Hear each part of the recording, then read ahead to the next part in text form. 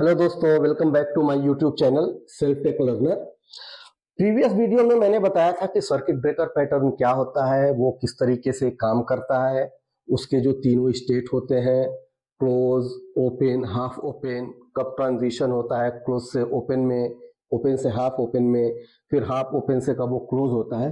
ये सारी डिटेल्स मैंने प्रीवियस वीडियो में बताई थी। इस वीडियो में मैं आपको बताऊंगा कॉन्फ़िगरेशन, क्या कॉन्फ़िगरेशन करते हैं ताकि वो हमारा सर्किट ब्रेकर पैटर्न इफिशिएंटली काम करे। उसके पहले थोड़ा सा मैं जो पिछले वीडियो में जो बताया था उसको थोड़ा सा मैं फिर से रिकॉल करता हूं। ओके, तो अगर याद हो आपको, होता क्या है कि हमारे पास एक सर्विस S1 है, ये कम्युनिकेट करने जा रही है सर्विस S2 से। किसी वजह से अगर जो सर्विस S2 फेल है, ये कम्युनिकेशन नहीं हो पाता है, तो S1 फेल हो गया। करेक्ट। अब अगर S1 को भी कोई एक और सर्विस कॉल कर रही है, मान लीजिए सर्विस A, ठीक, और इधर से एक सर्विस और कॉल कर रही है सर्विस B, ठीक, सर्विस B कॉल कर रही है सर्विस S1 को, S1 कॉल कर रही है S2 को। अब S2 फेल है, तो S2 के फेल होने से इसके पास रिस्पांस नहीं आया, तो ये भी फेल हो गया। बी के लिए, माइक्रो सर्विस बी के लिए S1 भी फेल हो गया। तो इसकी वजह से, S2 के फेल होने की वजह से बी को क्या लग रहा है कि S1 भी फेल है, जबकि एक्चुअल में S1 फेल नहीं है, फेल S2 है, लेकिन ऐसा लग रहा है कि S1 फेल है बी को या ए को। इस तरीके के इंपैक्ट को बोलते हैं कैस्केडिंग फेल्योर। ये जो फेल्योर है वो कैस्केड हो रहा है, यहां से यहां, यहां से यहां। करेक्ट। तो इसको सर्किट ब्रेकर पैटर्न दूर करता है। अब चलिए मैं कॉन्फ़िगरेशन के बारे में बात करता हूं। उसके पहले वो जो तीन स्टेट थे उनको मैं यहां पे लिख लेता हूं। एक है आपका क्लोज्ड स्टेट, दूसरा मैंने बताया था ओपन, और तीसरा था हाफ ओपन। करेक्ट। अब ये जो कॉन्फ़िगरेशन मैं आपको बताने जा रहा हूं वो बेसिकली ये करता है कि ट्रांजिशन कब होगा, क्लोज से ओपन में कब जाएगा, ओपन से हाफ ओपन में कब जाएगा, और फिर हाफ ओपन से वो क्लोज में कब जाएगा या ओपन में कब जाएगा। करेक्ट। चलिए अब कॉन्फ़िगरेशन की बात करते हैं। पहला कॉन्फ़िगरेशन है फेल्योर रेट थ्रेशोल्ड। क्या बोलते हैं उसको? Failure rate threshold. मान लीजिए मैंने ये दे दिया 50। ये क्या काम करता है, ये प्रॉपर्टी बताती है कि परसेंटेज ऑफ फेल्योर, कितने परसेंट रिक्वेस्ट आपके फेल हो रहे हैं, और ये हेल्प करता है सर्किट ब्रेकर को ट्रिगर होने में। जैसे मैंने यहां पे बोला कि फेल्योर रेट थ्रेशोल्ड 50, यानी कि अगर आपका 50% रिक्वेस्ट फेल हो रहा है तो सर्किट ब्रेकर जो है वो एक्टिवेट होगा, और आपकी रिक्वेस्ट जो है वो सर्किट ब्रेकर की जो स्टेट है वो क्लोज्ड से ओपन में चली जाएगी। ठीक। अब एक बहुत इंपॉर्टेंट है कॉन्फ़िगरेशन, उसको बोलते हैं sliding window type. Sliding window type और sliding window size. Sliding window size, ये दो बहुत इंपॉर्टेंट प्रॉपर्टीज है। जैसे मैंने बोला 50%, तो किस कॉन्टेक्स्ट में 50%? क्या जब से मेरा एप्लीकेशन चल रहा है तब से 50%? अगर ऐसा मैं कर लूं, मान लीजिए, तो फिर तो एक बार अगर मेरी सर्किट क्लोज से ओपन में हो गई तो कभी भी क्लोज नहीं आएगी, क्योंकि 50% पूरा होने के बाद ही तो ये ब्रेक हुआ था। तो फिर कभी भी ओपन में, कभी भी क्लोज में नहीं जा पाएगा। उसके लिए ये स्लाइडिंग विंडो क्या बोलता है कि ये या तो काउंट बेस्ड होता है, काउंट बेस्ड, या time based. Okay. Count based का मतलब अगर मैं इसको काउंट बोलता हूं तो वो ये सर्किट ब्रेकर ये कंसीडर करता है कि लास्ट के कितने कॉल की बात हो रही है, काउंट बेस्ड पे नंबर ऑफ कॉल्स, करेक्ट। और स्लाइडिंग विंडो साइज मैंने 10 कर दिया। इसका मतलब इन दोनों प्रॉपर्टी को लेके ये मतलब हुआ कि लास्ट के 10 कॉल की बात हो रही है। सर्किट ब्रेकर हमेशा लास्ट के 10 कॉल को कंसीडर करेगा। इन 10 में से अगर 50% फेल है तब जाके उसको क्लोज से ओपन में मूव करेगा, करेक्ट। तो ये तीनों प्रॉपर्टीज इंटर रिलेटेड है। Failure rate threshold 50 means 50% call आपकी फेल होनी चाहिए। स्लाइडिंग विंडो टाइप क्या है, काउंट बेस्ड। और स्लाइडिंग विंडो साइज 10, यानी कि ये बोल रहा है कि 10 रिक्वेस्ट की बात हम करेंगे, लास्ट 10 रिक्वेस्ट कंसीडर करेगा circuit breaker, and if 50% request from last 10 request is going to be failed, then only circuit breaker will be activate and moving from close to open state, right? Okay. Again एक और important इसका property है minimum number of calls. Minimum number of calls बहुत important ये है। Important क्यों है, जैसे मैंने अभी बात करी कि लास्ट 10 रिक्वेस्ट के 50% फेल हो गए तो काम वो सर्किट ब्रेकर एक्टिवेट हो जाएगा। बट ये प्रॉपर्टी क्या बोलती है कि भले 50% फेल हो जाए, लेकिन जब तक 6 कॉल नहीं आएगी ये एक्टिवेट नहीं होगा। यानी अगर मैं लास्ट 10 रिक्वेस्ट की बात करूं तो मैंने अगर जो 5 रिक्वेस्ट भेजे और 5 के 5 फेल हो गए, अगर मैं अभी इस प्रॉपर्टी को कंसीडर नहीं करता हूं, मिनिमम नंबर ऑफ कॉल्स को नहीं कंसीडर करता हूं, तो इसका मतलब कि 10 में से 5 कॉल फेल हुए तो हमारा ये क्लोज से ओपन में मूव करना चाहिए, करेक्ट। लेकिन जैसे ही मैं इस प्रॉपर्टी की बात करता हूं, ये प्रॉपर्टी बोलती है कि ठीक है 50% तो okay, but minimum number of calls 6, यानी कि जब 6 रिक्वेस्ट जाएगी तभी जाके ये एक्टिवेट होगा, correct.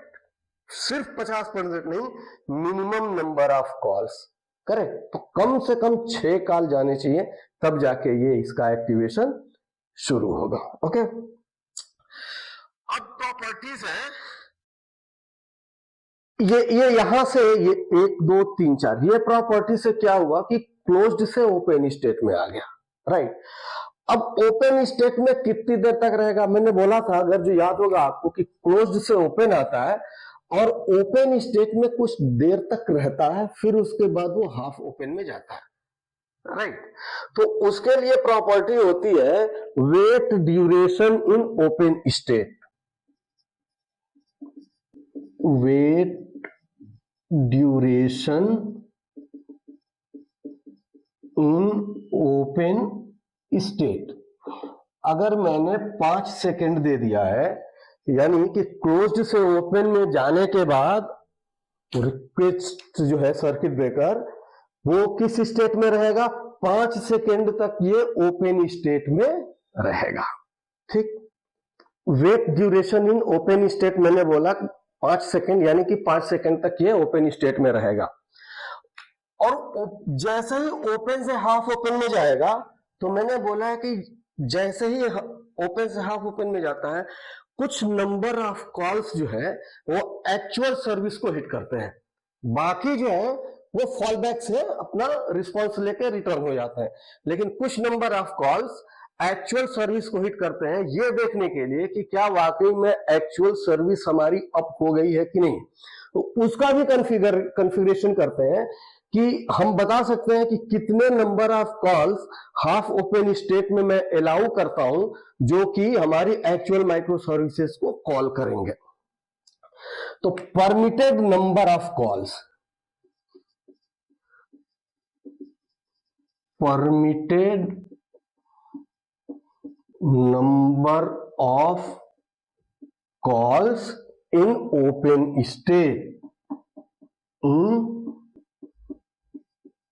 Open state. For example मैंने 3 दे दिया, यानी कि जब हाफ ओपन स्टेट में हमारा है सर्किट ब्रेकर, तो वो क्या काम करेगा कि 3 रिक्वेस्ट को मैंने अलाउ करा है कि 3 रिक्वेस्ट वो एक्चुअल सर्विस पे जाके हिट करेंगे।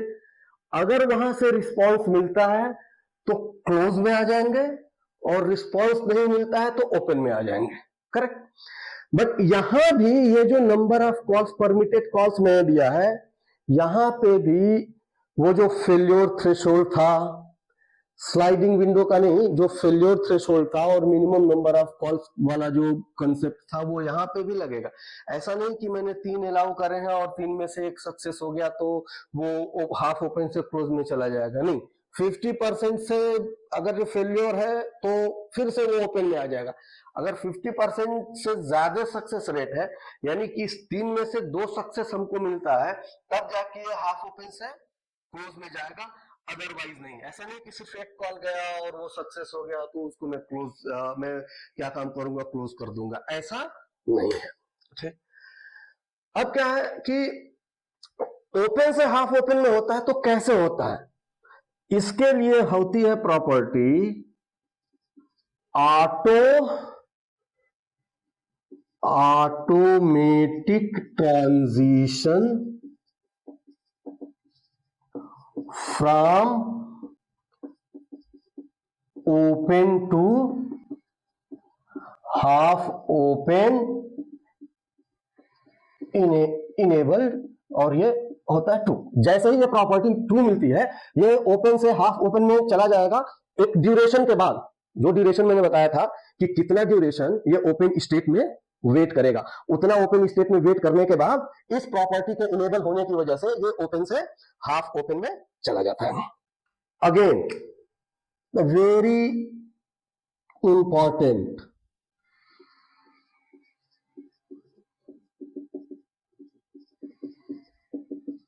रिकॉर्ड एक्सेप्शंस, ये लिस्ट ऑफ एक्सेप्शन होते हैं, और इग्नोर एक्सेप्शंस,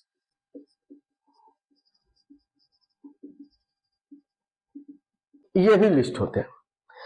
अब एक चीज आपको बताऊं, सर्किट ब्रेकर बाय डिफॉल्ट सिर्फ रन टाइम एक्सेप्शन को ही कंसीडर करता है।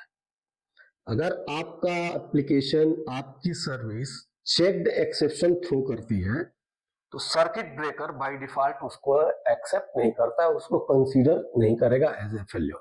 ठीक।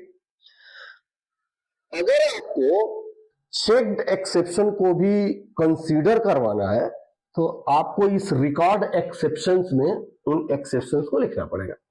जैसे आईओ एक्सेप्शन है, वो चेक्ड एक्सेप्शन है। अब आपका सर्विस किसी वजह से आईओ एक्सेप्शन थ्रो करता है, तो जब तक आप उसको यहां पे मेंशन नहीं करेंगे, वो कंसीडर, सर्किट ब्रेकर उसको कंसीडर नहीं करेगा। तो उसके लिए यहां पे आपको लिखना पड़ेगा java.io एक्सेप्शन। थोड़ा सा राइटिंग का है मसला मेरे साथ। ओके। उसी तरीके से ये इग्नोर एक्सेप्शन, अगेन ये भी बहुत ही इंपॉर्टेंट फीचर है। क्यों इंपॉर्टेंट है? आपने अपना कुछ बिजनेस स्पेसिफिक एक्सेप्शन बना रखे हैं और उनको आप नहीं चाहते हैं कि वो सर्किट ब्रेकर उन एक्सेप्शन को कैच करे। For example, not found exception.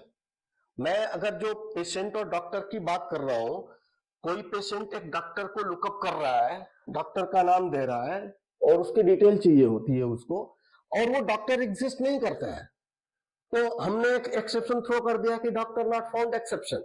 वो हमारा business specific user defined exception है, वो एक्चुअल में एक्सेप्शन नहीं है ना। उससे हमारा ऐसा नहीं है कि प्रोग्राम हमारा खराब हो गया या हमारा सर्विस फेल हो गई, इस तरीके की कोई बात नहीं। मुझको पेशेंट ने जिस डॉक्टर के लिए रिक्वेस्ट करी है वो डॉक्टर अवेलेबल नहीं है, तो मैंने एक एक्सेप्शन थ्रो कर दिया कि डॉक्टर नॉट फाउंड एक्सेप्शन। वो तो मुझ मेरे सर्किट ब्रेकर तो उसको कैच करना नहीं चाहिए, तो उसको इग्नोर कराना है, वो मैं यहां पे डाल दूंगा। सिंपल आपका पैकेज, जो भी आपने पैकेज बनाया है, जिस पैकेज में आप अपने एक्सेप्शन को रखें। और मैं बात करता हूं, अगर जो डॉक्टर थी तो मैंने बोल दिया कि doctor not found exception, correct. तो अब जैसे ही हमारा सर्विस ये वाला एक्सेप्शन थ्रो करेगा, मेरा सर्किट ब्रेकर इसको इग्नोर कर देगा, इस एक्सेप्शन को कंसीडर नहीं करेगा। तो ये जो दोनों है ना, बहुत इंपॉर्टेंट प्रॉपर्टीज है, बहुत ही जरूरी है ये समझना, क्योंकि by default circuit breaker pattern सिर्फ रन टाइम एक्सेप्शन को कंसीडर करता है। दो और प्रॉपर्टीज है, स्लो कॉल थ्रेशोल्ड ना, यानी स्लो कॉल rate,